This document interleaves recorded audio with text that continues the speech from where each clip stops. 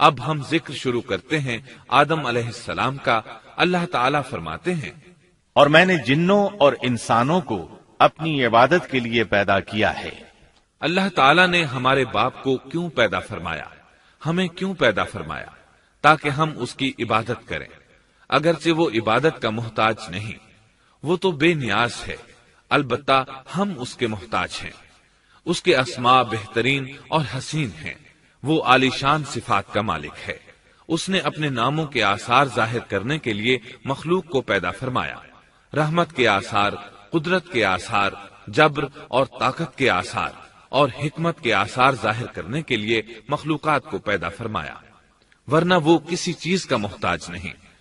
آدم علیہ السلام کی تخلیق سے پہلے ہی اس بارے میں اللہ تعالیٰ کا فرشتوں سے مکالمہ ہوا۔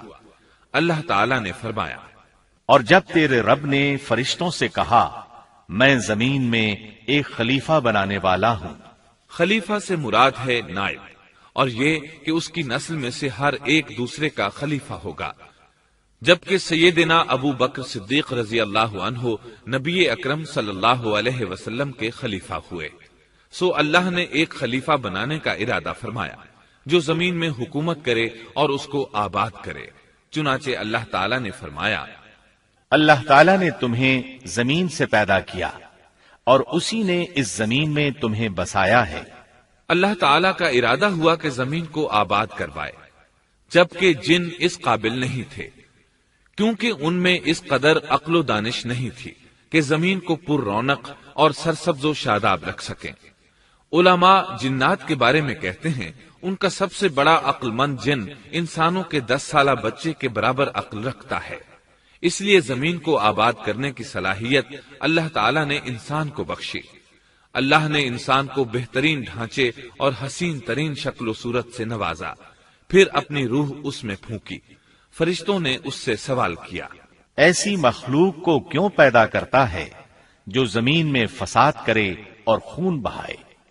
اور ہم تیری تسبیح، حمد اور پاکیزگی بیان کرتے ہیں۔ اس کے جواب میں اللہ نے فرمایا، جو میں جانتا ہوں تم نہیں جانتے۔ دراصل فرشتوں نے کسی طرح معلوم کر لیا تھا کہ آدم کی اولاد زمین میں فساد کرے گی، خون ریزی کرے گی، لیکن انہوں نے یہ بات اعتراض کے طور پر نہیں کہی تھی، کیونکہ ایسا اعتراض تو گناہ ہے، اور فرشتے پلک جھپکنے کے برابر اللہ کی معصیت اور نافرمانی نہیں کرتے، بلکہ وہ تو نہایت معزز عبادت گزار ہیں، کسی بات میں اللہ پر پیش دستی اور سبقت نہیں کرتے، اور اس کے حکم پر عمل کرتے ہیں۔ اللہ کے حکم کی نافرمانی نہیں کرتے، بلکہ جو حکم دیا جائے بجا لاتے ہیں۔ اس لیے فرشتوں کا یہ پوچھنا وضاحت طلبی کے لیے تھا، وہ تو انسان کے پیدا کرنے کی وجہ پوچھ رہے تھے۔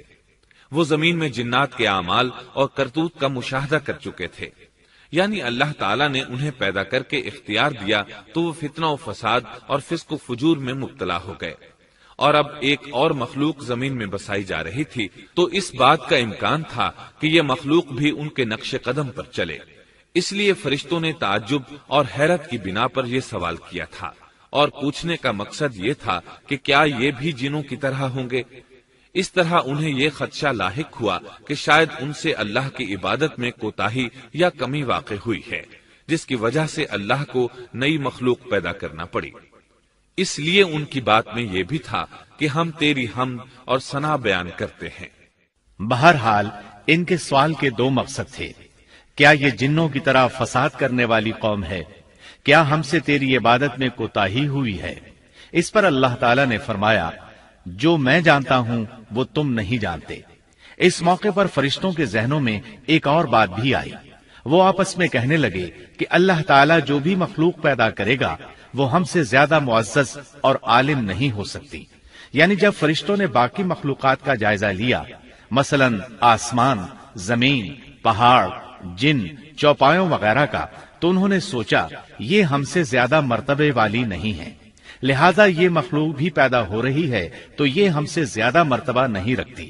یہ ہمارا خاص مقام ہے کہ اللہ کی تسبیح میں مصروف ہیں، کفر سے محفوظ ہیں، ہر حکم بجا لاتے ہیں، اللہ کے تمام احکامات پورے کرتے ہیں، آسمان اور زمین میں اس کا حکم نافذ کرتے ہیں، اور اللہ کے نزدیک ہم سب سے زیادہ شرف والے ہیں۔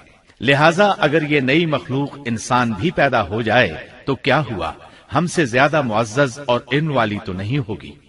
بہرحال جب اللہ تعالیٰ نے آدم کو پیدا کیا تو زمین کی مٹی لانے کا حکم فرمایا، چنانچہ اللہ تعالیٰ کے پاس مٹی لائی گئی۔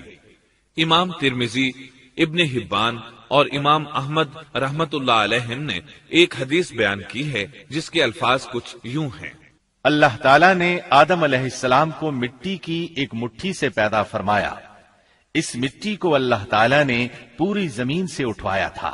یہی وجہ ہے کہ آدم کی اولاد زمین کے لحاظ سے ہی ظہور پذیر ہوئی۔ بعض سرخ رنگ کے ہیں تو بعض سیاہ اور بعض سفید، اور کچھ اس کے درمیان میں ہیں۔ بعض نیک ہیں، بعض خبیث، اور کچھ پاکیزہ قسم کے ہیں۔ انسان کی تخلیق مٹی سے شروع ہوئی، اس مٹی کو پانی سے تر کیا گیا تو یہ طین بن گئی۔ اسی وجہ سے قرآن مجید کی بعض آیات میں تراب کا لفظ آیا ہے۔ تراب خشک مٹی کو کہتے ہیں، اور بعض آیات میں طین کا لفظ آیا ہے۔ طین تر اور بھیگی مٹی کو کہتے ہیں۔ اللہ تعالیٰ فرماتے ہیں خلقہ من تراب، یعنی آدم کو تراب سے پیدا کیا گیا۔ مٹی کی عام حالت کو تراب کہتے ہیں، اور فرمایا جب آپ کے رب نے فرشتوں سے کہا کہ میں مٹی سے بشر کو پیدا کرنے والا ہوں، جب اس مٹی کو پانی سے زیادہ بھگویا گیا تو وہ لیسدار ہونا شروع ہو گئی۔ اسی لیے اللہ تعالیٰ نے فرمایا ہم نے انسان کو لیسدار اور چپکنے والی مٹی سے پیدا کیا۔ پھر اللہ تعالیٰ نے اپنے مبارک ہاتھوں سے انسان کا ڈھانچہ تیار کیا۔ اللہ نے فرمایا خلقت بیدی، میں نے اپنے دونوں ہاتھوں سے پیدا کیا۔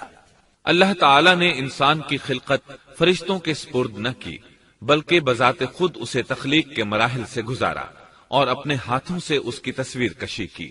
اللہ نے انسان کو پہلے ایک مورتی کی صورت میں ڈھالا، اس کے بعد ایک مقررہ مدت تک چھوڑے رکھا، یہاں تک کہ گیلی مٹی خشک ہو گئی اور اس کا رنگ سیاہ ہو گیا، بدبو آنے لگی۔ پھر وہ کھنکھناتی مٹی میں بدل گئی اور آخرکار آگ پر پکی ہوئی مٹی یعنی فخار ٹھیکری کی صورت اختیار کر گئی، جس سے مٹکے وغیرہ تیار کیے جاتے ہیں۔ سیاہ مٹی کو ہما ان کہتے ہیں اور بدبودار کو مسنون کہتے ہیں، اور کھنکھنا کر بولنے والی مٹی کو سلسال کہتے ہیں، اور ٹھیکری کی طرح کی مٹی کو الفخار کہتے ہیں۔ مختلف آیات میں یہ الفاظ وارد ہوئے ہیں۔ اور یقیناً ہم نے انسان کو کھنکھناتی خشک مٹی سے پیدا کیا جو کہ بدبودار اور سیاہ گارے سے خشک ہوئی تھی۔ اور فرمایا اللہ نے انسان کو کھنکھناتی مٹی سے پیدا کیا جو کہ ٹھیکری کی طرح تھی۔ ان تمام آیات کریمہ میں کوئی تناقض، تعارض اور اختلاف نہیں، اس لیے کہ ان مختلف آیات میں انسان کو اس کی تخلیق کے مختلف مراحل کی یاد دہانی کرائی گئی ہے۔ خلاصہ کلام یہ ہوا کہ تخلیق کے عمل کا پہلا مرحلہ تراب تھا، یعنی عام حالت والی خشک مٹی، پھر طین یعنی بھگوئی ہوئی مٹی، پھر لیسدار مٹی یعنی سلسال، پھر ٹھیکری کی طرح کی مٹی یعنی فخار، اور یہ کام جمعے کی آخری گھڑی میں کیا گیا۔ اور یہ دن اللہ کے لحاظ سے شمار ہونے والے دنوں میں سے ہمارے دنوں کی طرح نہ تھا، ہمارے اور اللہ کے دن مختلف ہیں۔ تخلیق آدم دراصل اللہ کا کرشمہ ہے، انسانوں کو ایک صورت عطا کی گئی۔ اس مرحلے کا تذکرہ بخاری اور مسند احمد کی ایک روایت میں ہے۔ اللہ نے آدم کو پیدا کیا اور ان کا قد 60 ہاتھ یا 60 میٹر لمبا تھا۔ تمام جنتی لوگ اس قد آدم کے ساتھ جنت میں داخل ہوں گے، اور اس وقت سے لے کر آج تک مخلوق کا قد کم ہوتا چلا آ رہا ہے۔ بعد والے لوگ گزشتہ زمانے کے لوگوں سے ہمیشہ چھوٹے قد کے ہوتے چلے آ رہے ہیں۔ بہرحال سب سے پہلے اور سب سے لمبے انسان آدم علیہ السلام تھے۔ امام احمد نے منفرد طور پر ایک روایت بیان کی ہے، اس میں رسول اکرم صلی اللہ علیہ وسلم نے آدم علیہ السلام کی لمبائی 60 ہاتھ یعنی 60 میٹر اور چوڑائی 7 ہاتھ بیان فرمائی ہے۔ سبحان اللہ! سیدنا آدم کس قدر ضخیم اور عظیم مخلوق تھے، صحیح مسلم اور مسند احمد کی روایت میں ہے، اللہ نے آدم کو پیدا کیا تو اسے اپنی منشا کے مطابق کچھ عرصہ ڈھانچے کی صورت میں چھوڑے رکھا۔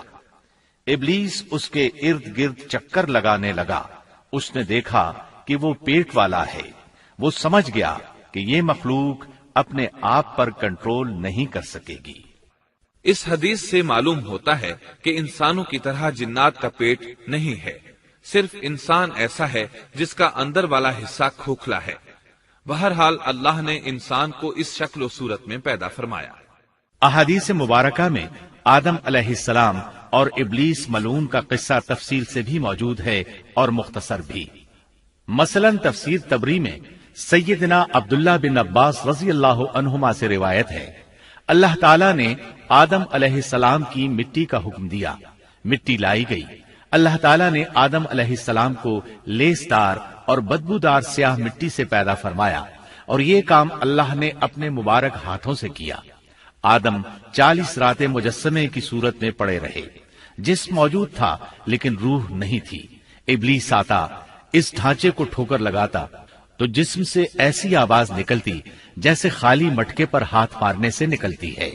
اسی لیے اللہ نے بھی فرمایا ہے کہ وہ کھنکھناتی مٹی سے پیدا کیے گئے۔ آدم علیہ السلام میں روح ڈالنے سے پہلے ایک مرتبہ فرشتوں کا ان کے پاس سے گزر ہوا تو وہ کچھ گھبرا سے گئے۔ ابلیس کو تو بہت زیادہ گھبراہٹ کا سامنا کرنا پڑا۔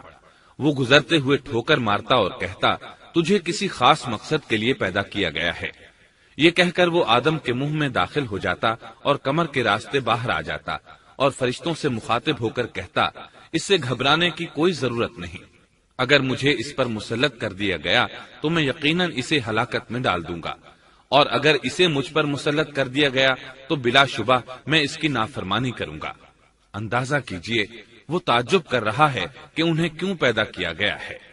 اس کی آدم علیہ السلام سے دشمنی کس قدر پرانی ہے، گویا ابتدا ہی سے یہ عداوت پر ڈٹ گیا تھا۔ بہرحال اللہ نے آدم میں روح پھونکی۔ اس مضمون کو قرآن مجید میں جا بجا ذکر کیا گیا ہے۔ اللہ تعالیٰ فرماتے ہیں، جب میں اس کو ٹھیک ٹھاک کر لوں اور اس میں اپنی روح پھونک دوں تو تم سب اس کے سامنے سجدے میں گر پڑنا۔ ایک اور جگہ فرمایا، اللہ تعالیٰ کے نزدیک عیسیٰ علیہ السلام کی مثال ہو بہو آدم علیہ السلام کی مثال ہے۔ اللہ نے انہیں مٹی سے بنا کر کہا، ہو جا، وہ ہو گئے۔ اللہ نے آدم علیہ السلام کو مٹی سے پیدا کیا، اپنے ہاتھوں سے بنایا، پھر اس میں روح پھونکی۔ اس کا مفصل بیان احادیث میں موجود ہے۔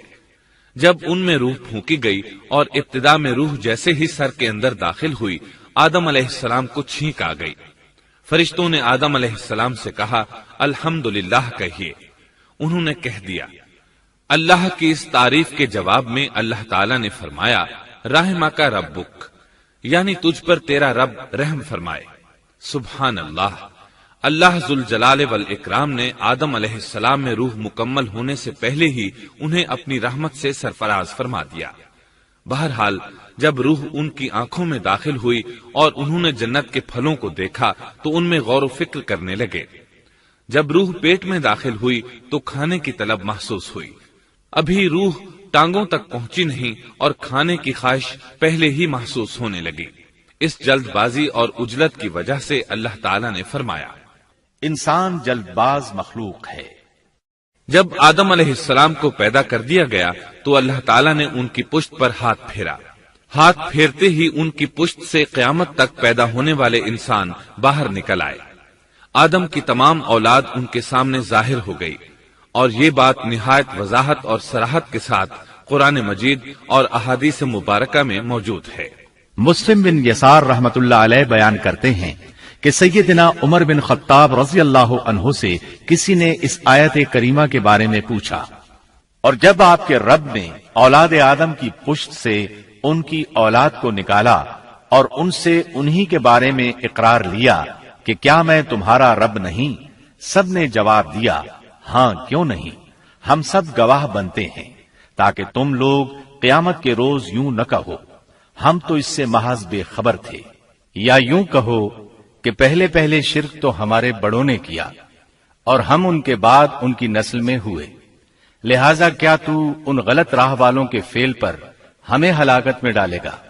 سیدنا عمر رضی اللہ عنہ نے اس شخص کے سوال کے جواب میں فرمایا، میں نے سنا ہے کہ رسول اللہ صلی اللہ علیہ وسلم فرما رہے تھے، اللہ نے آدم علیہ السلام کو پیدا کیا، پھر اپنے دائیں ہاتھ کو اس کی پشت پر پھیرا اور اس سے نسل انسانی کو باہر نکالا اور ان کی طرف اشارہ کر کے فرمایا، میں نے انہیں جنت کے لیے پیدا کیا ہے اور یہ جنت والوں کے اعمال کریں گے۔ پھر اپنے ہاتھ کو دوبارہ آدم علیہ السلام کی پشت پر پھیرا اور اس سے نسل انسانی کو باہر نکالا اور ان کی طرف اشارہ کر کے فرمایا، میں نے انہیں آگ کے لیے پیدا کیا ہے اور یہ آگ والوں کے اعمال کریں گے۔ اس پر ایک شخص نے نبی اکرم صلی اللہ علیہ وسلم سے سوال کیا، اے اللہ کے رسول صلی اللہ علیہ وسلم، تو پھر ہمارے اعمال کس حساب میں شمار ہوں گے؟ آپ نے جواب میں فرمایا، اللہ تعالیٰ جب کسی بندے کو جنت کے لیے پیدا کرتا ہے تو اس سے جنت والوں کے کام کرواتا ہے، حتیٰ کہ جنت والے اعمال میں سے ہی کسی عمل پر اس کا موت سے سامنا ہوتا ہے، اس وجہ سے اللہ اسے جنت میں داخل کرتا ہے، اور جب اللہ کسی بندے کو آگ کے لیے پیدا کرتا ہے تو اسے آگ والے اعمال پر لگا دیتا ہے، یہاں تک کہ وہ آگ والے اعمال میں سے کسی عمل پر مرتا ہے، اس کی وجہ سے اللہ اسے آگ میں داخل کر دیتا ہے۔ ہر شخص کے لیے اس کام میں آسانی پیدا کر دی جاتی ہے جس کے لیے وہ پیدا کیا گیا ہے۔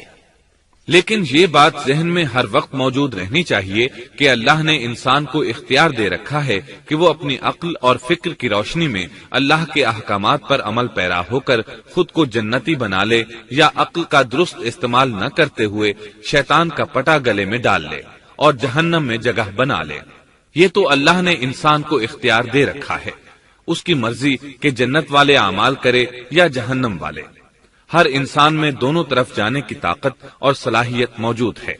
اللہ نے انسان کو مجبور نہیں بنایا، البتہ ہر انسان کو جو بھی رویہ اختیار کرنا تھا اللہ کو اس کا علم تھا، اور اس کا علم برحق ہے، قطعی ہے، اس میں کوئی غلطی نہیں ہو سکتی، اس لیے اس نے اپنے علم کے مطابق تقدیر لکھ دی۔ اب ہم جو کچھ کرتے ہیں تقدیر سے مجبور ہو کر نہیں کرتے بلکہ اپنے اختیار سے کرتے ہیں، اور چونکہ تقدیر بھی اللہ کے حکم سے لکھی گئی اس لیے اس میں بھی کوئی خطا واقع نہیں ہوتی۔ لہذا تقدیر کا یہ مطلب نہیں کہ انسان تقدیر کی بنا پر ہدایت ماننے یا نہ ماننے پر مجبور ہے، ایسی بات قطعاً نہیں۔ اور درست بات یہ ہے کہ تقدیر کا مسئلہ بہت زیادہ پیچیدہ ہے اور مشکل ترین مسائل میں سے ہے، یہاں اس کی تفصیل کا موقع نہیں۔ جب اللہ نے آدم علیہ السلام کو پیدا کر لیا اور اس میں اپنی روح پھونک دی تو فرشتوں کو حکم دیا کہ آدم کو سجدہ کرے۔ ابلیس ایک بہت نیک اور بزرگ جن تھا، اس نے کبھی اللہ کی نافرمانی نہیں کی تھی، اسی بنا پر وہ بلند مرتبہ پا کر فرشتوں میں شامل ہو چکا تھا، لیکن فرشتوں کی جنس سے قطعاً نہیں تھا۔ اللہ نے اسے اطاعت اور فرما برداری کا صلہ دیا تھا، اس کی عزت اور اکرام کرتے ہوئے آسمان میں بسایا تھا، لمحہ بھر کے لیے بھی اس نے اللہ کی نافرمانی نہیں کی تھی، اور پھر اللہ نے آدم کو سجدہ کرنے کا حکم دیا، اور اس حکم کے مخاطب فرشتے اور ابلیس تھے۔ صرف فرشتوں کے لیے یہ حکم نہیں تھا بلکہ ابلیس بھی اس حکم میں شامل تھا، کیونکہ اللہ تعالیٰ فرماتے ہیں، اور یقیناً ہم نے تمہیں پیدا کیا، پھر ہم ہی نے تمہاری صورت بنائی، پھر ہم نے فرشتوں سے کہا کہ آدم کو سجدہ کرو، تو سوائے ابلیس کے سبھی نے سجدہ کیا، وہ سجدہ کرنے والوں میں شامل نہ ہوا۔ اللہ تعالیٰ نے فرمایا، تجھے کس چیز نے سجدے سے روک دیا جبکہ میرا حکم تیرے لیے بھی تھا؟ تو اس سے ثابت ہوا اس حکم میں فرشتوں کے ساتھ ابلیس بھی شامل تھا، کیونکہ قرآن میں اذ امرتک کے الفاظ ہیں۔ اس کا مطلب ہے کہ میں نے تجھے حکم دیا تھا، اور پھر ابلیس نے جواب میں یہ نہیں کہا کہ تو نے تو مجھے حکم ہی نہیں دیا تھا، بلکہ اس نے سجدہ نہ کرنے کی وجہ یہ بتائی۔ اس نے کہا، میں سجدہ کیوں کروں، میں اس سے بہتر ہوں، اس لیے کہ تو نے مجھے آگ سے پیدا کیا اور اسے مٹی سے۔ تو پھر کہا، اللہ نے حکم دیا، تو اس سے نیچے اتر جا۔ غرض جب ابلیس نے نافرمانی کی، سرکشی اور تکبر کا مظاہرہ کیا تو اس وقت اللہ تعالیٰ اور اس کے درمیان مکالمہ ہوا۔ اللہ نے اس کی سرکشی دیکھ کر اسے سزا دیتے ہوئے فرمایا، اس جنت سے اتر جا، تجھے کوئی حق حاصل نہیں کہ تو اس جنت میں رہ کر تکبر کرے۔ ابلیس نے جواب میں کہا، مجھے قیامت کے دن تک مہلت دے دیجئے، یعنی اتنی لمبی عمر دے دیجئے کہ میں قیامت تک زندہ رہوں، موت نہ آئے۔ اللہ نے فرمایا، تجھے مہلت دے دی گئی، لیکن ایک وقت مقررہ تک۔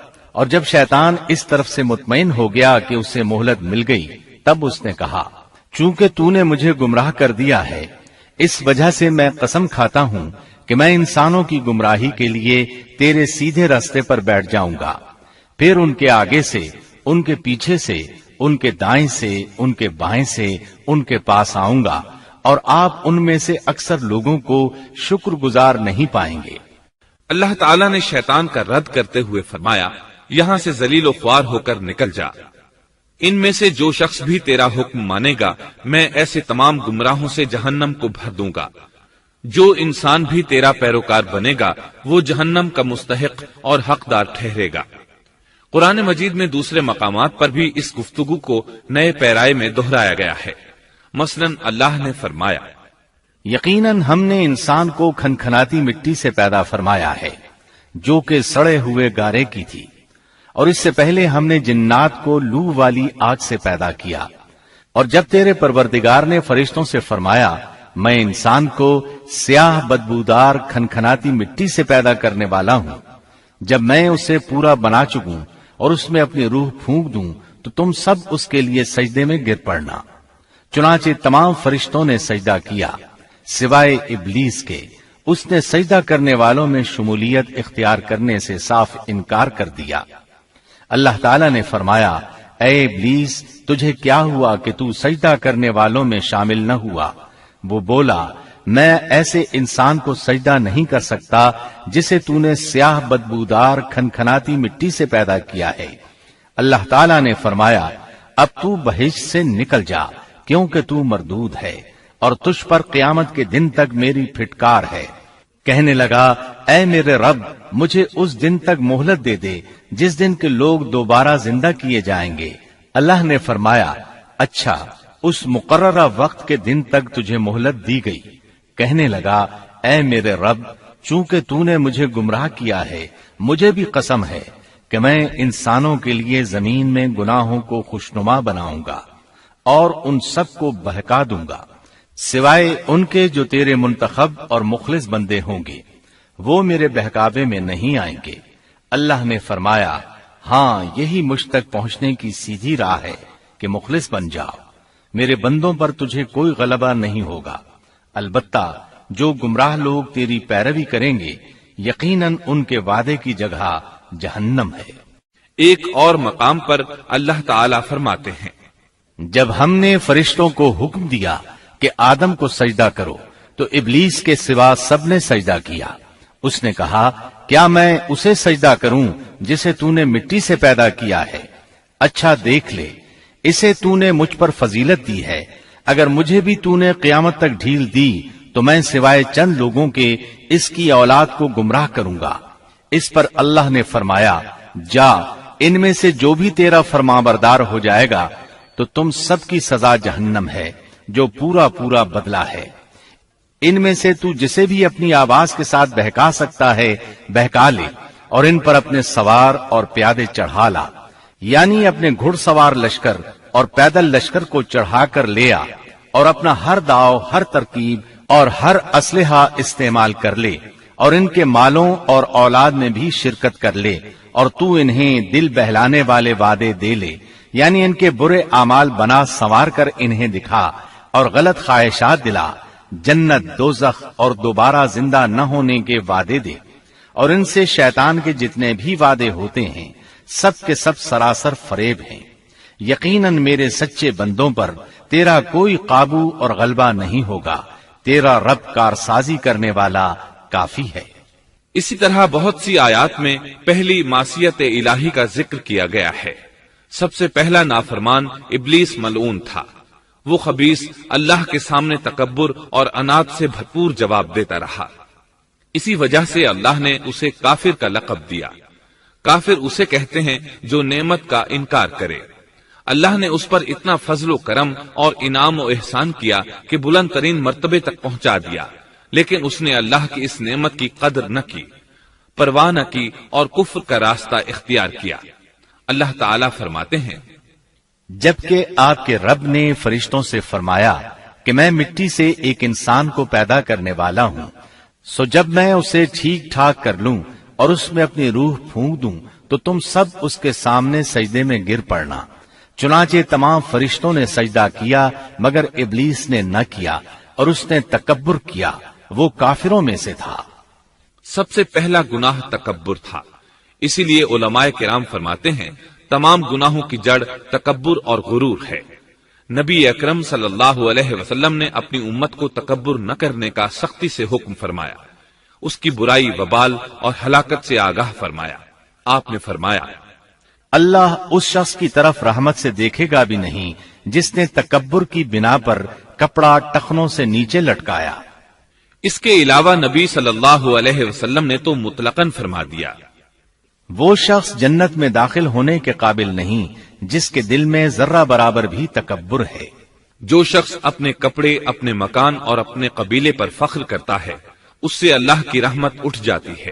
اسی لیے نبی صلی اللہ علیہ وسلم نے جب اپنے صحابہ کرام کو دیکھا کہ مہاجر صحابی انصار صحابہ کے خلاف اور انصاری صحابی مہاجرین صحابہ کے خلاف آواز لگا رہے ہیں تو آپ نے فرمایا، اس جاہلیت والی پکار کو چھوڑو، یہ بہت بدبودار ہے۔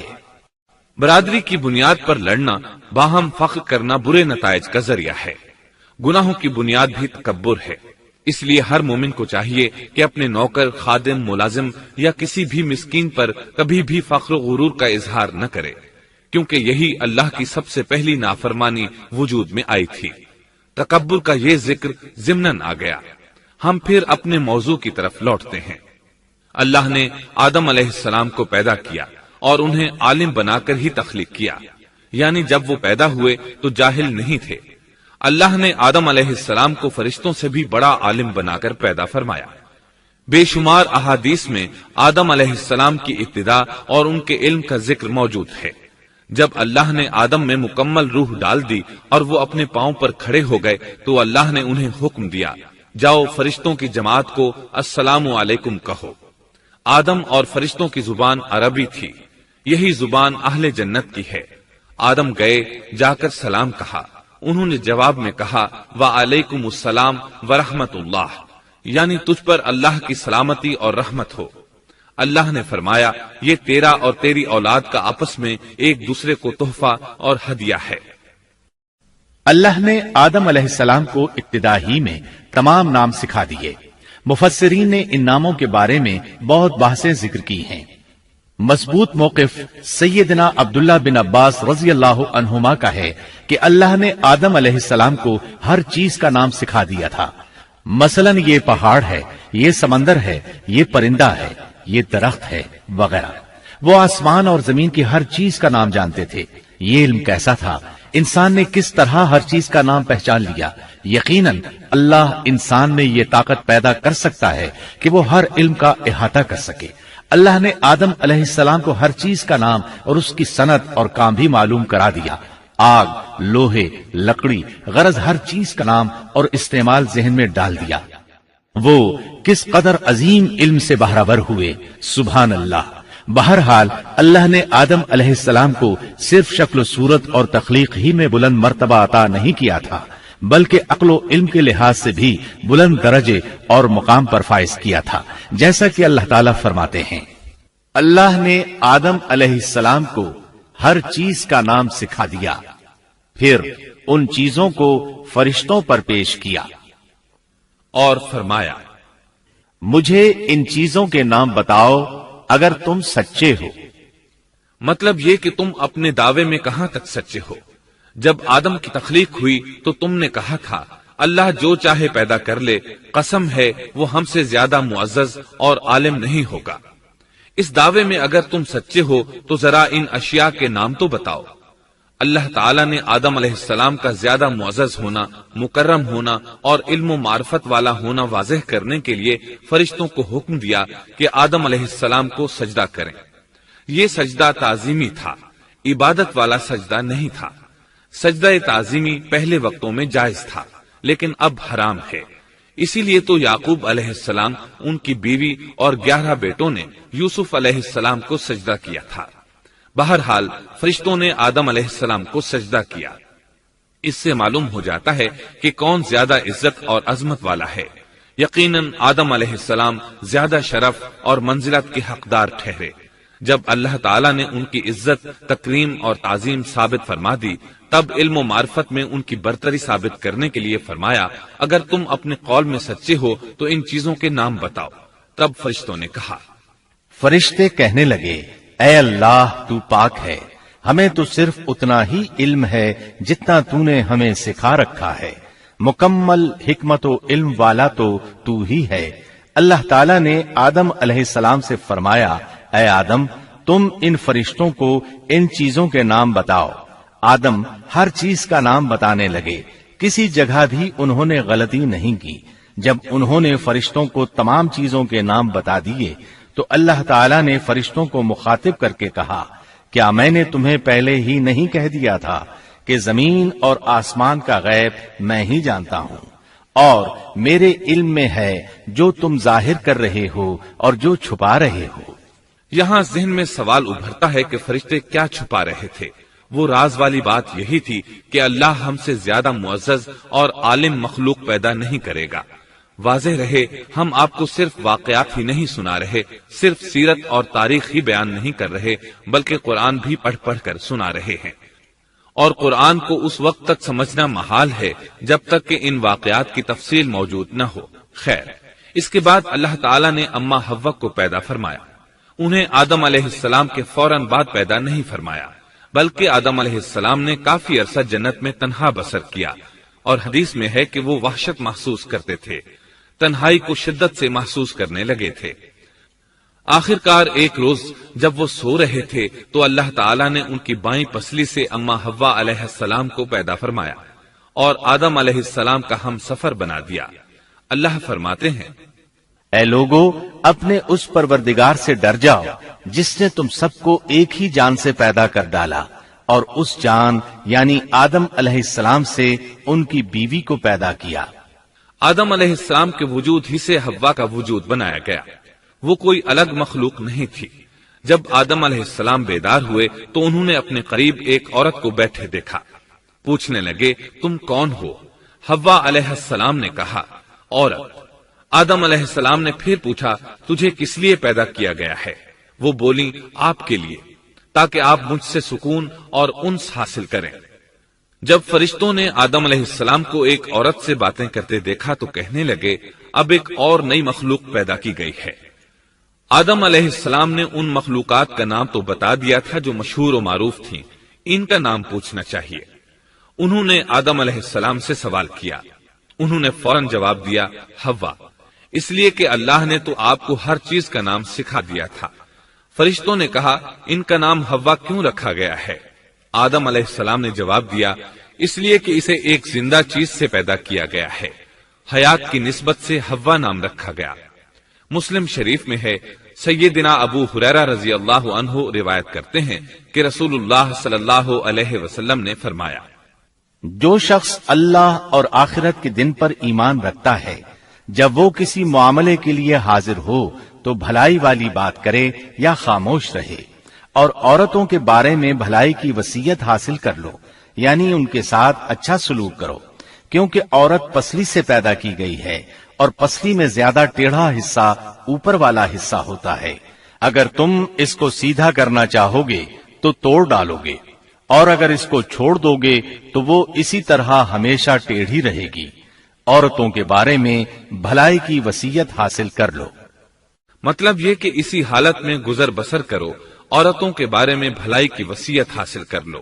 اس حدیث کا مطلب یہ ہے کہ عورتوں پر جبر کر کے زبردستی ان کی طبیعت کو بدلا نہیں جا سکتا، اور عورت ذات کو نہایت نرمی اور پیار سے رکھو۔ ان کی طبیعتوں میں ٹیڑھا پن ہے، وہ کبھی جذبات سے مغلوب ہو جاتی ہے اور عقل کھو بیٹھتی ہے۔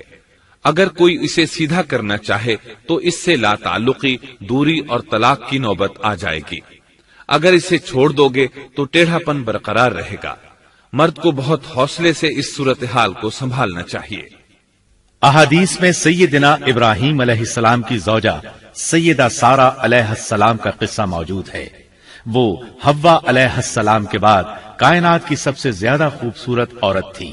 احادیث سے یہ اشارہ ملتا ہے کہ حوا علیہ السلام ابتدائے انسانیت سے لے کر قیامت تک پیدا ہونے والی تمام عورتوں میں خوبصورت تھیں۔ اب ابلیس لگا اپنے وسوسے شروع کرنے۔ آدم اور حوا علیہ السلام دونوں اللہ کے حکم سے جنت میں تھے کہ شیطان نے انہیں پھسلانے کی کوشش شروع کر دی۔ اللہ تعالیٰ فرماتے ہیں، اور ہم نے کہہ دیا اے آدم تم اور تمہاری بیوی جنت میں رہو اور جہاں سے چاہو با فراغت کھاؤ۔ جنت بھی کیسی؟ اللہ فرماتے ہیں، وہ جنت کہ جس کی چوڑائی ہی آسمانوں اور زمین کے برابر ہے۔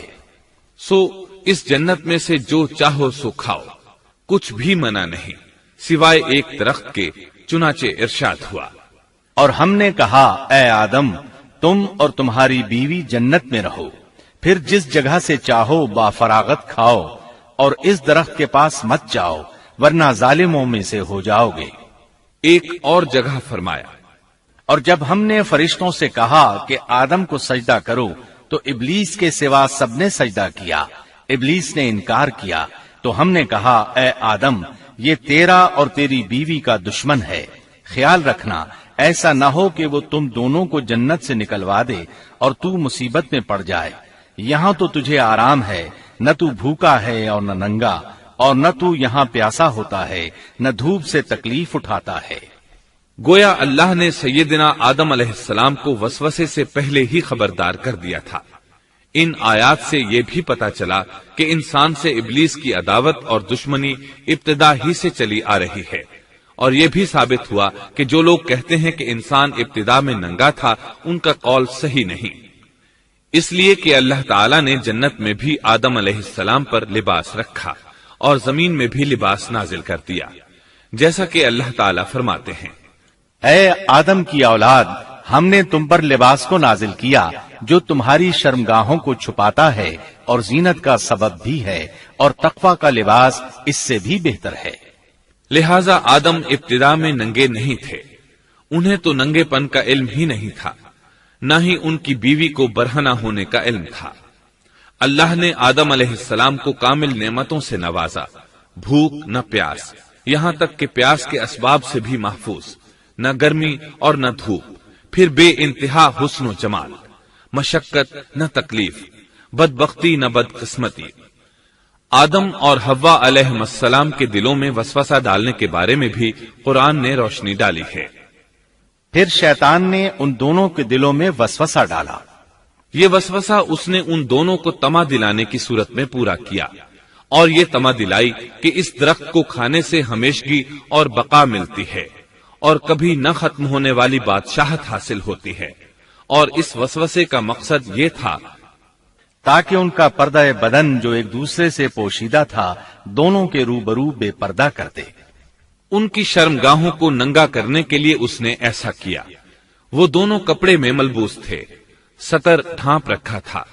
جب انہوں نے اس درخت سے کھایا تو لباس نیچے گر گیا، دونوں برہنہ ہو گئے۔ یہی شیطان چاہتا تھا کہ انہیں برہنہ کر دے، اللہ کی نافرمانی پر اکسائے۔ ارشاد ہوتا ہے، شیطان نے انہیں وسوسہ ڈالا، کہنے لگا اے آدم کیا میں تجھے دائمی زندگی کا درخت اور وہ بادشاہت نہ بتلا دوں جو کبھی پرانی نہ ہو؟ جب تم اس درخت سے کھاؤ گے تو ہمیشہ زندہ رہنے والے بن جاؤ گے اور زبردست بادشاہت حاصل کر لو گے۔ اس نے یہ تمنا بھی دلائی۔ تمہارے رب نے تم دونوں کو اس درخت سے اس لیے منع کیا ہے کہ تم دونوں فرشتے نہ بن جاؤ یا ہمیشہ زندہ رہنے والے نہ بن جاؤ۔ یعنی تم اس درخت سے کھا لو گے تو فرشتے بن جاؤ گے اور ہمیشہ قائم دائم رہو گے۔ پھر وہ وسوسہ ڈالتے ہوئے جھوٹی قسمیں کھانے لگا، جیسا کہ ارشاد ہوتا ہے، اور ان دونوں کے روبرو قسمیں کھانے لگا کہ یقین آ جائے میں آپ کا خیر خواہ ہوں۔ اللہ کی قسم کھانے لگا اور اس وقت سے جھوٹی قسموں کی ابتدا ہوئی۔ اس نے ان دونوں کو فریب دے کر بہکا لیا، جیسا کہ فرمایا فَدَلَّاهُمَا بِغُرُورٍ، یعنی دھوکے سے انہیں پھسلایا، حالانکہ انہیں کسی چیز کی کمی نہیں تھی۔ بھلا وہاں کیا محتاجی ہو سکتی تھی؟ جنت میں سکون سے زندگی بسر کر رہے تھے۔ جنت سے بڑھ کر کیا چاہیے؟ ہمیشہ کے لیے جنت مل چکی تھی۔ اللہ تعالیٰ فرماتے ہیں، ان دونوں نے جب درخت کو چکھا، دونوں کا پردہ بدن ایک دوسرے کے روبرو کھل گیا، دونوں اپنے بدنوں پر درختوں کے پتے جوڑ جوڑ کر رکھنے لگے۔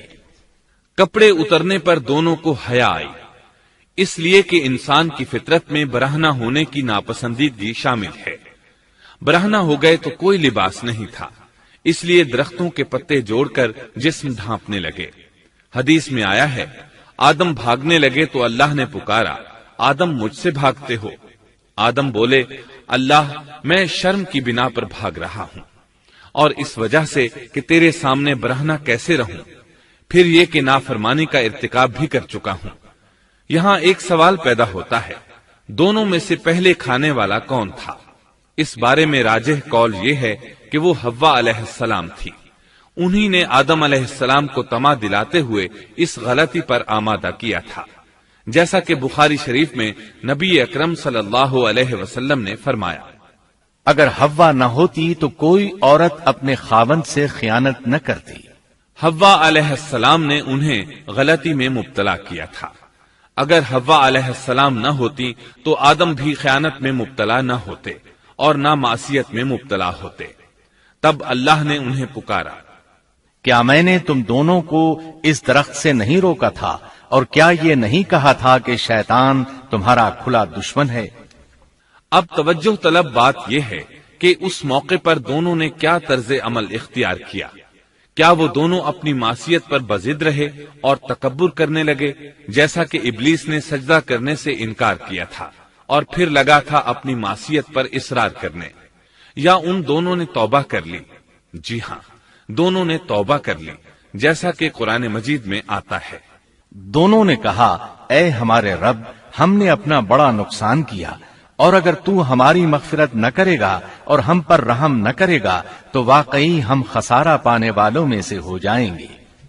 اس قصے میں ایک سوال یہ ذہن میں پیدا ہوتا ہے کہ جب سیدنا آدم علیہ السلام کو ابلیس نے سجدہ نہ کیا تو اللہ تعالیٰ نے اسے مردود بنا کر جنت سے نکال دیا، پھر وہ سیدنا آدم علیہ السلام کو اس درخت کے قریب کس طرح لے گیا جبکہ وہ جنت سے باہر ہو چکا تھا؟ قرآن کریم میں اس بارے میں یہ الفاظ آئے ہیں، پھر شیطان نے ان کے دلوں میں وسوسہ ڈالا۔ یہ وسوسہ اس نے کیسے ڈالا جبکہ وہ جنت سے نکالا جا چکا تھا؟ مفسرین نے اس کے جواب میں لکھا ہے کہ اس نے جنت سے باہر رہ کر یہ وسوسہ ڈالا تھا۔ جیسے آج کل تار اور بغیر تار کے آواز کو دور دراز علاقوں تک پہنچایا جا سکتا ہے، ایسے ہی شیطان نے اپنی طاقت سے یہ وسوسہ ان کے دلوں تک پہنچایا۔ لگے ہاتھوں ابلیس کی حقیقت بھی سن لیں۔ ابلیس کے لفظی معنی انتہائی مایوس کے ہیں۔ یہ راندہ درگاہ ہونے کے بعد ہمیشہ ہمیشہ کے لیے اللہ کی رحمت سے مایوس ہو گیا تھا، اس لیے اسے یہ لقب ملا، ورنہ روایات کی روح سے اس کا اصل نام عزازیل تھا۔ پہلے یہ جنات میں سے تھا، اپنے رب تعالی کی اطاعت سے نکل کر ابلیس ہوا۔ اس کا علم ناقص تھا، مزاج ناپاک تھا، وہ غرور اور تکبر میں مبتلا ہو گیا تھا۔ یہاں یہ بات بھی ذہن نشین کر لیں کہ انبیاء خطا اور گناہ سے پاک ہوتے ہیں، ان پر اللہ تعالی کی مستقل حفاظت اور نگرانی قائم رہتی ہے۔ اگرچہ انبیاء بھی انسان ہوتے ہیں اور تمام انسانی تقاضے انہیں لاحق ہوتے ہیں، لیکن ان کے عمل اور ارادے میں کسی قسم کی بدی اور شر کا عمل دخل قطعاً نہیں ہوتا۔ ان کا ہر قول اور عمل بلکہ ہر حرکت اور سکون کی حالت بھی انسانیت کے لیے بہترین نمونہ ہوتے ہیں۔ البتہ بشر ہونے کی وجہ سے بھول کا امکان ہوتا ہے، تاہم بھول ہو جانے کی صورت میں انہیں فوراً ہی خبردار کر دیا جاتا ہے۔ بھول ہو جانا بشری طبیعت کا خاصہ ہے۔ اللہ تعالیٰ نے ہر انسان کی فطرت میں یہ چیز رکھی ہے۔ انبیاء سے بھول چوک ہو جانے میں بھی اللہ تعالیٰ کی کئی ایک حکمتیں پوشیدہ ہیں۔ مثلاً بہت سی قومیں اپنے نبیوں کے معجزات دیکھ کر ان میں ربوبیت کی صفات کی قائل ہو گئی، یہاں تک کہ بعض قوموں نے اپنے نبیوں کو اللہ یا اللہ کا بیٹا بھی جانا۔ جب انبیاء سے بھول اور لغزشیں ہوئیں تب گویا لوگوں پر یہ واضح کیا گیا کہ یہ الہ نہیں ہے۔ الہ ہوتے تو کس طرح ان سے بھول ہو سکتی تھی۔ اس سے یہ بتانا بھی مقصد تھا کہ انبیاء انسان ہی ہوتے ہیں، کوئی ماورائی مخلوق نہیں ہوتے۔ سیدنا آدم علیہ السلام کے واقعے پر غور کرنے سے یہ حقیقت مزید واضح ہو جاتی ہے کہ سیدنا آدم علیہ السلام کی یہ لغزش گناہ نہیں تھی۔ ممنوع درخت کا پھل کھاتے ہی سیدنا آدم علیہ السلام اور اماں حوا کا لباس اتر گیا تھا۔ اللہ کا حکم ہوا، قال اهبطوا، جنت سے اتر جاؤ، تم آپس میں ایک دوسرے کے دشمن ہوگے اور تمہارے واسطے زمین میں رہنے کی جگہ ہے اور ایک وقت تک نفع حاصل کرنا ہے۔ فرمایا تم وہیں زندگی بسر کرو گے اور وہیں مرو گے اور وہیں سے دوبارہ نکالے جاؤ گے۔ قرآن مجید کے دیگر مقامات میں بھی اس قصے کی تفصیل موجود ہے۔ مثلاً فرمایا، اور اس سے قبل ہم نے آدم سے ایک عہد لیا تھا مگر وہ بھول گئے اور ہم نے ان میں کوئی عزم نہیں پایا۔ اللہ تعالیٰ فرماتے ہیں، اور جب ہم نے فرشتوں سے کہا آدم کو سجدہ کرو تو ابلیس کے سوا سب نے سجدہ کیا، اس نے صاف انکار کر دیا۔ تو ہم نے کہا اے آدم، یہ تیرا اور تیری بیوی کا دشمن ہے، خیال رکھنا ایسا نہ ہو وہ تم دونوں کو جنت سے نکلوا دے اور تو مصیبت میں پڑ جائے۔ یہاں تو تجھے یہ آرام ہے کہ نہ تو بھوکا ہوتا ہے اور نہ ننگا، اور نہ تو یہاں پیاسا ہوتا ہے اور نہ دھوپ سے تکلیف اٹھاتا ہے۔ لیکن شیطان نے اسے وسوسے میں ڈال دیا، کہنے لگا میں آپ کو دائمی زندگی کے درخت اور وہ بادشاہت بتلاؤں جو کبھی پرانی نہ ہو۔ چنانچہ ان دونوں نے اس درخت سے کھایا، پس ان کے ستر کھل گئے اور وہ بہشت کے پتے اپنے اوپر چپکانے لگے۔ آدم نے اپنے رب کی نافرمانی کی، پس بہک گیا۔ پھر اس کے رب نے نوازا، اس کی طرف توجہ فرمائی اور اس کی رہنمائی کی۔ حکم ہوا تم دونوں یہاں سے اتر جاؤ، تم آپس میں ایک دوسرے کے دشمن ہو۔ اب تمہارے پاس جب کبھی میری طرف سے ہدایت پہنچے تو جو میری ہدایت کی پیروی کرے نہ تو وہ بہکے گا نہ تکلیف میں پڑے گا، ہاں جو میری یاد سے روگردانی کرے گا اس کی زندگی تنگی میں رہے گی اور بروز قیامت ہم اسے اندھا کر کے اٹھائیں گے۔ آدم علیہ السلام زمین پر اترے اور اپنے رب سے توبہ کے کلمات سیکھ لیے۔ وہ کلمات یہ ہیں، ربنا ظلمنا أنفسنا وإن لم تغفر لنا وترحمنا لنكونن من الخاسرين۔ اے ہمارے رب، ہم نے اپنا نقصان کیا اور اگر تو نے ہم پر مغفرت و رحمت نہ فرمائی تو ہم خسارہ اٹھانے والوں میں سے ہو جائیں گے۔ آدم علیہ السلام زمین پر اترے اور ان کے ساتھ حوا علیہ السلام بھی اتری اور ان کے ساتھ ہی ابلیس کو بھی اتارا گیا۔ یہ کس جگہ پر اترے اس بارے میں اختلاف پایا جاتا ہے، لیکن ابن عباس رضی اللہ عنہ کی بات راجح محسوس ہوتی ہے کہ آدم علیہ السلام کو ہند میں اور حوا علیہ السلام کو جدے میں اتارا گیا۔ جب آدم علیہ السلام اتر آئے تو حوا علیہ السلام کی تلاش شروع کر دی، زمین میں ان کی تلاش میں سرگرداں ہوئے۔ آخر کار میدان عرفات میں دونوں کی ملاقات ہو گئی۔ چونکہ میدان عرفات میں دونوں نے ایک دوسرے کی معرفت حاصل کی تھی اور ان کا آپس میں تعارف ہوا تھا، لہٰذا اسی مناسبت سے اس میدان کا نام عرفات مشہور ہو گیا۔ اللہ تعالیٰ نے زمین کے اندر انسانوں کو پھیلانا شروع کیا اور زمین کو مردوں اور عورتوں سے آباد کر دیا۔ امام طبری رحمت اللہ علیہ بیان کرتے ہیں کہ حوا علیہ السلام نے آدم علیہ السلام کے لیے 20 ولادتوں میں 40 بچوں کو جنم دیا۔ ہر بار 2 بچوں کو جنم دیتی تھی، ایک لڑکا ہوتا ایک لڑکی۔ سب سے پہلا جوڑا قابیل اور اس کی بہن قمیم کا تھا۔ پھر انسانوں کی افزائش شروع ہوئی، آبادی میں اضافہ ہونے لگا۔ اللہ نے آدم علیہ السلام ہی کو ان کا نبی متعین کر دیا، وہ انہیں دین سکھاتے رہے۔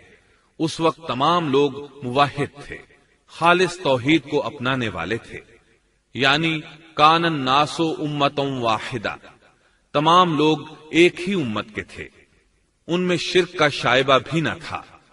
ابن جریر اور ابن کثیر رحمہم اللہ نے ابو موسیٰ اشعری رضی اللہ عنہ کی روایت بیان کی ہے، اللہ نے جب آدم علیہ السلام کو جنت سے زمین پر اتارا تو انہیں ہر چیز کی کاریگری اور صنعت کا علم تھا۔ جب وہ اترے تو عالم بھی تھے، لباس میں ملبوس بھی تھے، کام کاج کے تمام طریقوں سے باخبر بھی تھے، لوہے، آگ، لکڑی اور کپڑے کے استعمال سے بھی بخوبی واقف تھے۔ ہمارے برعکس وہ ان کاموں کو اپنی ابتدا ہی سے جان چکے تھے، کیونکہ ہم سب لوگوں کا حال یہ ہے کہ جب تک سکھایا نہ جائے ہمیں کچھ نہیں آتا۔ آج کے دور میں بعض افریقی قبائل کے افراد وحشیانہ اور غیر مہذب زندگی گزارتے ہیں۔ علماء کا کہنا ہے کہ یہ لوگ زمین پر رہنے والوں میں سے گمراہ ترین انسان ہیں۔ انہوں نے بہترین زندگی ضائع کر دی اور گھٹیا زندگی کو پسند کیا۔ تہذیب و تمدن کا آغاز چونکہ ابتدائے آفرینش سے ہے، اس لیے ہر انسان کی فطرت میں تہذیب کی سوجھ بوجھ موجود ہے۔ بہرحال آدم علیہ السلام کے بعد انسانی مخلوق کی تعداد روز بروز بڑھتی چلی گئی اور انسانی کمزوریوں کی بنا پر گناہ شروع ہو گئے۔ زمین پر سب سے پہلے ہونے والی معصیت قابیل کے ہاتھوں اپنے بھائی حابیل کے قتل کی صورت میں سامنے آئی۔ اللہ تعالیٰ نے قرآن مجید میں قابیل اور اس کے بھائی حابیل کا قصہ بیان کیا ہے۔ قابیل قرخت اور درشت طبیعت کا مالک تھا، جبکہ اس کا بھائی حابیل رحم دل اور نرم طبیعت تھا۔ قابیل کھیتی باڑی کرتا تھا اور حابیل مویشی چراتا تھا۔ حابیل کے نرم دل ہونے کی ایک وجہ اس کا بکریاں چرانا تھا، کیونکہ ایک چرواہا اپنی بکری کو بھوکا دیکھ کر اسے چارہ کھلائے بغیر نہیں رہتا، نہیں وہ کسی بکری کو پیاسا دیکھ کر اسے بھول جاتا ہے۔ اپنے جانور پر اس کی طاقت سے زیادہ بوجھ بھی نہیں لادتا۔ بنی نوع انسان کی تعداد میں اضافے کے لیے اس وقت ایسا قانون تھا جو اب حرام ہے، اور وہ ہے بہن کے ساتھ نکاح۔ چونکہ اس وقت کے سب لوگ آدم علیہ السلام کی حقیقی اولاد تھے اور آپس میں بہن بھائی تھے، اس لیے اس وقت کی شریعت کی روح سے قابیل اپنے ساتھ جڑواں پیدا ہونے والی بہن کے سوا کسی دوسری بہن سے شادی کر سکتا تھا، اور اسی طرح حابیل اپنے ساتھ جڑواں پیدا ہونے والی بہن کے علاوہ کسی دوسری بہن سے شادی کر سکتا تھا۔ اس کی صورت یہ تھی کہ قابیل کی شادی حابیل کی بہن سے ہو اور حابیل کی شادی قابیل کی بہن سے ہو، لیکن ہوا یہ کہ حابیل کی بہن خوبصورتی میں قابیل کی بہن سے کم تھی، اس لیے قابیل نے حابیل کی بہن سے شادی کرنے سے انکار کر دیا اور اپنی جڑواں بہن سے شادی کی خواہش ظاہر کی، لیکن ایسا کرنا آدم علیہ السلام کی شریعت میں حرام تھا۔ آپ نبی بھی تھے اور رسول بھی۔ رسول اور نبی میں فرق یہ ہے کہ رسول پر شریعت اور احکام نازل ہوتے ہیں، لیکن نبی پر شریعت نازل نہیں ہوتی، البتہ اس کی طرف وحی نازل ہوتی ہے اور معجزات عطا کیے جاتے ہیں، جبکہ شریعت صرف رسولوں ہی پر نازل کی جاتی ہے۔ آدم علیہ السلام بھی چونکہ رسول تھے، اس لیے ان کی شریعت میں یہ قانون تھا کہ کوئی شخص اپنے ساتھ جڑواں پیدا ہونے والی بہن کے ساتھ شادی نہیں کر سکتا۔ قابیل اس شرعی حکم کی وجہ سے غضبناک ہو گیا، اس نے تعجب کا اظہار کرتے ہوئے اس قانون کو ماننے سے انکار کر دیا۔ آدم علیہ السلام نے ان دونوں کے درمیان فیصلہ کرتے ہوئے انہیں حکم دیا کہ دونوں اللہ کے حضور ایک ہدیہ پیش کریں۔ ہدیہ اس جانور کو کہتے ہیں جسے اللہ کے نام پر ذبح کر کے فقراء میں تقسیم کر دیا جائے۔ اس سے مقصود اللہ کے لیے اپنی نیت کو خالص کرنا ہوتا ہے۔ اس عمل کو قربانی کہا جاتا ہے۔ آدم علیہ السلام کے زمانے میں قربانی کا جو قانون تھا اس کے قبول ہونے کی نشانی طے تھی، اور وہ یہ کہ آسمان سے ایک آگ نمودار ہوتی اور اس قربانی کو جلا دیتی۔ اس کا مطلب تھا قربانی قبول ہو چکی ہے، اور اگر آگ قربانی کو نہ جلاتی تو سمجھ لیا جاتا کہ قربانی قبول نہیں ہوئی۔ آخر قربانی کا دن آ پہنچا۔ حابیل نے اپنے مویشیوں میں سے ایک بہترین جانور لیا اور قربان گاہ میں لا کر اللہ کے حضور پیش کر دیا۔ دوسری طرف قابیل نے اپنی کھیتی کے غلے میں سے ردی قسم کا غلہ قربانی کے لیے پیش کیا۔ دوسرے دن دونوں قربان گاہ پہنچے تو انہوں نے دیکھا کہ حابیل کی قربانی قبول ہو چکی ہے، جبکہ قابیل کی قربانی کو آگ نے چھوا تک نہیں تھا۔ یہ دیکھ کر قابیل حابیل پر غضبناک ہوا۔ شیطان نے بھی اسے وسوسے میں مبتلا کیا کہ اپنے بھائی کو قتل کر دے۔ اس نے اپنے بھائی حابیل کو جان سے مار ڈالنے کا پختہ ارادہ کر لیا۔ اس وقت تک روئے زمین پر کوئی انسان قتل نہیں ہوا تھا۔ انسانی تاریخ میں یہ پہلا قتل ہے جس کا ارتکاب قابیل نے کیا۔ وہ اپنے بھائی حابیل کے پاس گیا اور اس سے بولا، میں تجھے قتل کر دوں گا۔ جواب میں حابیل نے کہا، اگر تو مجھے قتل کرنے کی کوشش کرے گا تو میں اپنے دفاع میں ہاتھ نہیں اٹھاؤں گا، اس لیے کہ میں چاہتا ہوں تو اپنے دیگر گناہوں کے ساتھ میرے قتل کا گناہ بھی اٹھا لے، تیرے گناہ زیادہ ہو جائیں۔ چنانچہ ایک تاریک رات میں حابیل سویا ہوا تھا کہ قابیل ایک بڑا سا پتھر اٹھا کر اس کے پاس آیا۔ اس نے وہ پتھر اپنے بھائی کے سر پر دے مارا۔ اس طرح اس نے حابیل کو قتل کر دیا، روئے زمین پر قتل کی ابتدا کر دی، زمین کو پہلے خون سے رنگ دیا۔ تاریخ انسانی میں یہ سب سے پہلا جرم تھا جو قابیل کے ہاتھوں ہوا۔ قتل تو وہ کر بیٹھا، اب حیران اور پریشان ہوا کہ اس کی لاش کا کیا کرے۔ اس وقت تک نسل انسانی موت سے بھی دوچار نہیں ہوئی تھی۔ آدم علیہ السلام کی اولاد میں سے اس وقت تک کوئی فوت نہیں ہوا تھا، اس لیے قابیل کو معلوم نہیں تھا کہ مردے کے ساتھ کیا کیا جائے۔ اسی کشمکش کے عالم میں اس نے بھائی کی لاش کو کمر پر اٹھا لیا اور چل پڑا۔ چلا جا رہا تھا کہ اللہ نے 2 کوے بھیجے۔ دونوں کوے آپس میں لڑ پڑے، ایک نے دوسرے کو ہلاک کر دیا۔ اب زندہ کوا مٹی کھودنے لگا۔ اس طرح اس نے ایک گڑھا تیار کر لیا، مردہ کوے کو اس میں رکھا اور اوپر مٹی ڈال دی۔ اس طرح قابیل کو دفن کا طریقہ معلوم ہوا۔ اس نے بھی گڑھا کھودا اور حابیل کی لاش کو اس میں دبا دیا۔ وہ اپنے کیے پر نادم ضرور تھا، لیکن اس نے اللہ سے معافی نہ مانگی، جبکہ انسان کے لیے ضروری ہے کہ اس سے کوئی گناہ ہو جائے تو اللہ سے معافی مانگے۔ قابیل اور حابیل کے درمیان جو مکالمہ ہوا، اللہ تعالیٰ نے اس کا ذکر سورہ مائدہ آیت 27 تا 29 میں کیا ہے۔ اللہ فرماتے ہیں، آدم علیہ السلام کے دونوں بیٹوں کا کھرا کھرا حال بھی انہیں سنا دو۔ ان دونوں نے ایک نذرانہ پیش کیا، ان میں سے ایک کی نذر تو قبول ہو گئی اور دوسرے کی قبول نہ ہوئی تو وہ کہنے لگا، میں تجھے مار ہی ڈالوں گا۔ اس نے کہا، اللہ تقوی والوں ہی کا عمل قبول کرتا ہے، گو تو میرے قتل کے لیے دسترازی کرے، لیکن میں تیرے قتل کے لیے ہرگز اپنا ہاتھ نہیں بڑھاؤں گا۔ میں تو اللہ تعالی پروردگار عالم سے خوف کھاتا ہوں، میں تو چاہتا ہوں کہ تو میرا گناہ اور اپنا گناہ اپنے سر پر رکھ لے اور دوزخیوں میں شامل ہو جائے، ظالموں کا یہی بدلہ ہے۔ اس کا مطلب یہ تھا کہ تیرے اور گناہوں کے ساتھ میرے قتل کا گناہ بھی تیرے ذمہ لگے اور تو ظالموں میں سے ہو جائے۔ حابیل کے قتل کے بعد قابیل پر جو گزری اس کا ذکر اللہ نے سورہ مائدہ آیت 30 اور 31 میں کیا ہے۔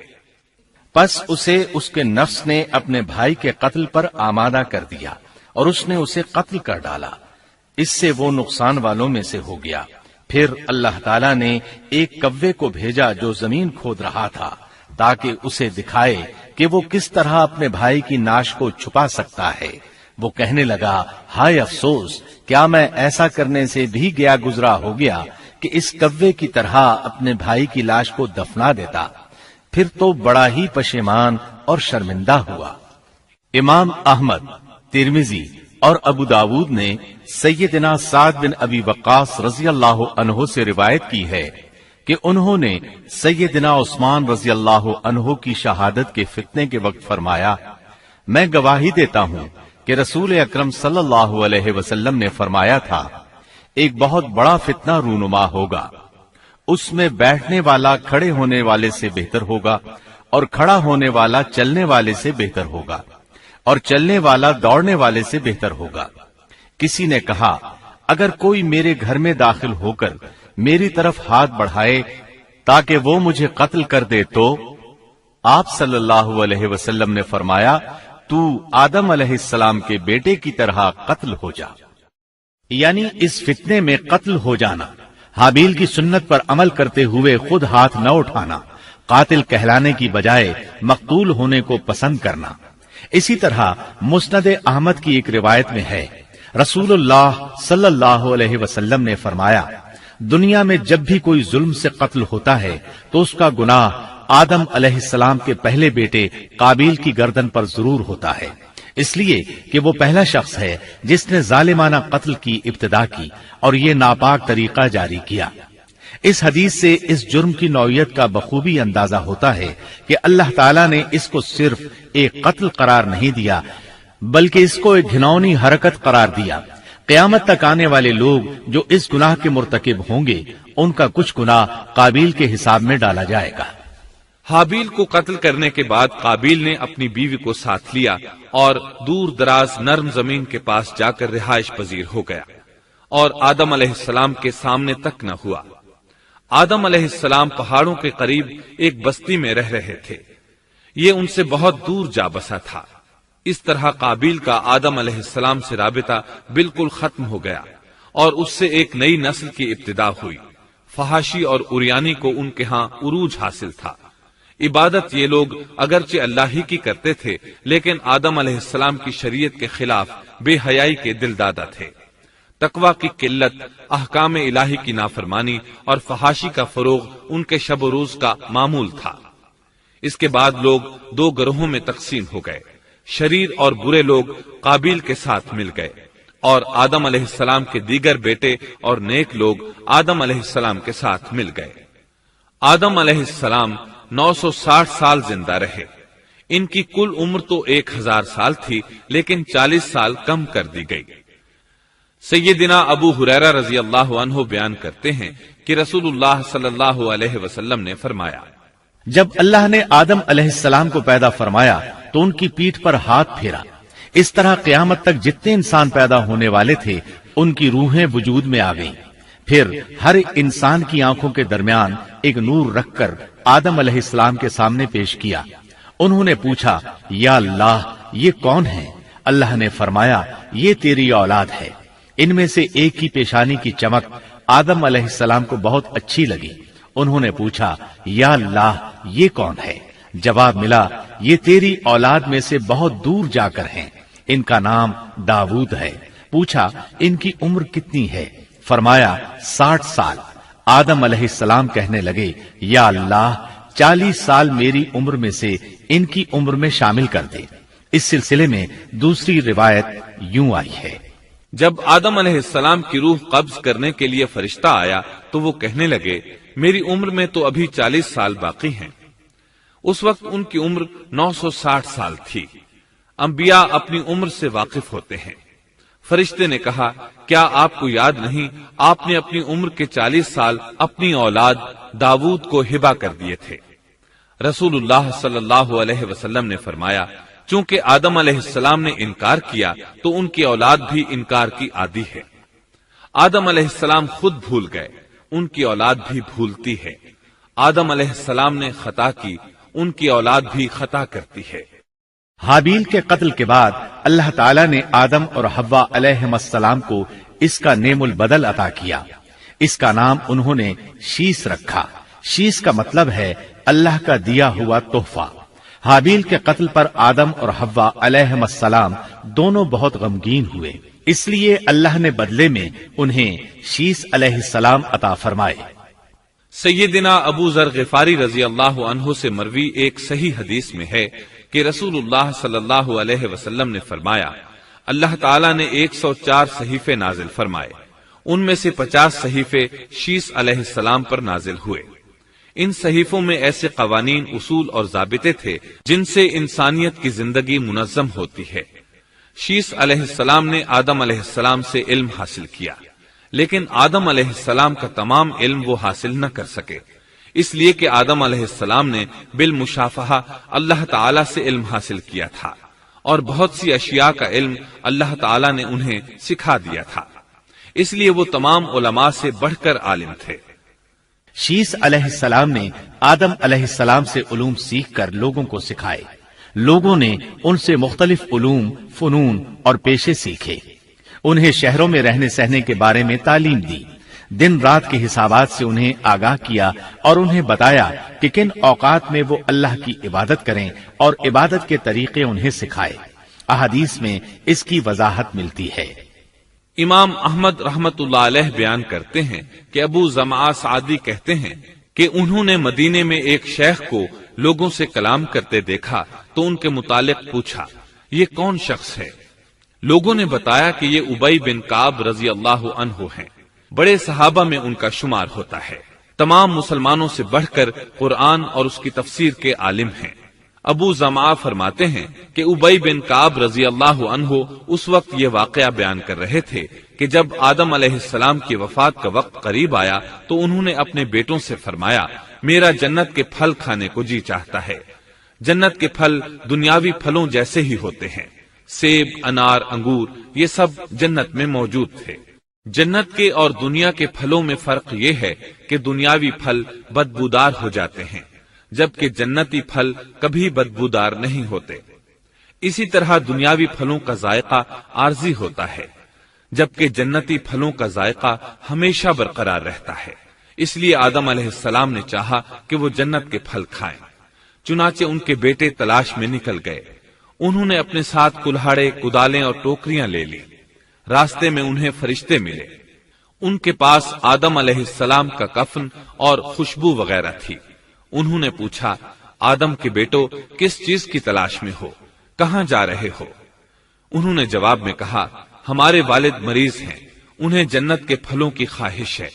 فرشتے ان کے سامنے انسانی شکل میں آئے تھے، ان کی بات سن کر بولے، واپس جاؤ، تمہارے والد فوت ہونے کے قریب ہیں، اب ان میں اتنی طاقت نہیں رہی کہ پھل کھا سکیں۔